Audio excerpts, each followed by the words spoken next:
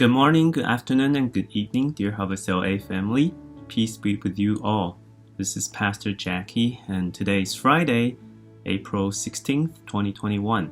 Today's passage is from Exodus 5:15 to 6:1. Then the Israelite overseers went and appealed to Pharaoh. Why have you treated your servant this way?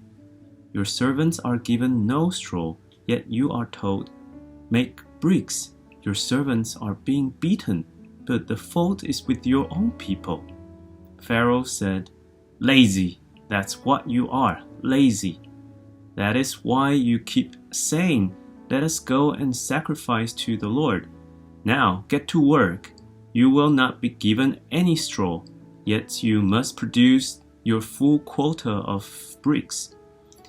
The Israelite overseers realized that they were in trouble when they were told, you are not to reduce the number of bricks required of you for each day. When they left Pharaoh, they found Moses and Aaron waiting to meet them, and they said, May the Lord look on you and judge you. You have made us obnoxious to Pharaoh and his officials, and have put a sword in their hand to kill us. Moses returned to the Lord and said, Why, Lord? Why have you brought trouble on these people? Is this why you sent me? Ever since I went to Pharaoh to speak in your name, he has brought trouble on this people, and you have not rescued your people at all. Then the Lord said to Moses, Now you will see what I will do to Pharaoh. Because of my mighty hand, he will let them go. Because of my mighty hand, he will drive them out of this country. In today's passage, I would like to look into the actions and words of the Israelite overseers a bit more because they are in a very awkward position in this event or interaction between Pharaoh and Moses. Obviously, they didn't know it was Pharaoh's order not to give the worker straw to make the same quota of bricks. So they might have thought it was the bully of the slave drivers. So they went to Pharaoh and complained to him about this unreasonable command because the slave drivers were beating up the Hebrew workers while demanding the same productivity. But then these Israelite overseers realized that it's because Moses and Aaron came to ask Pharaoh to let the Hebrew people to go and give sacrifice in the wilderness to the Lord. Pharaoh got mad at them and gave this order. Now, as if these Israelite overseers found out who caused all that to happen, they started blaming Moses and Aaron.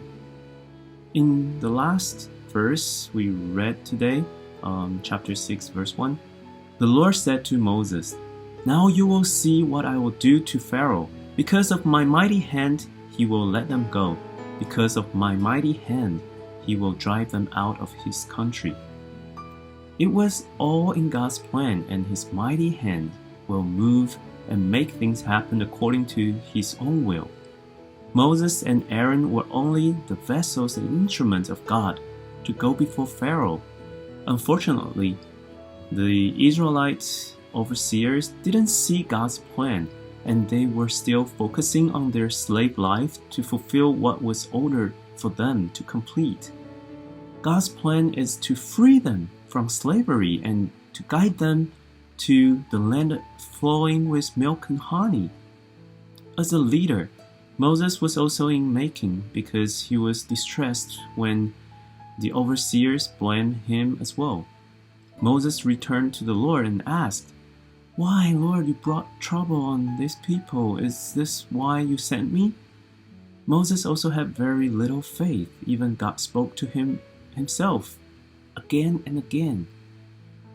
Aren't we like Moses or the Israelite overseer sometimes? God has promised way better things ahead, but we are troubled with the little hardship in front of us. We start blaming each other or even complain to God without seeing the big picture and the mighty plan God has laid out for us. When the trouble is caused by Pharaoh, the enslaved compromised and asked for grace for enough straw to make bricks, but not true freedom to go out from Egypt to head back to their home, the promised land Canaan. When the trouble is caused by Pharaoh, the leader questioned God, why these people has to suffer, but not to ask God to show his power and might. Let us not to be trapped because of the limitation we see, but to cling onto the vision and promise God has given us. Let us pray.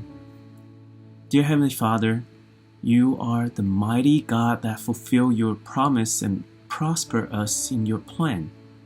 Lord, even when we face challenges and troubles, we don't want to blame each other, but only look upon your grace and mercy.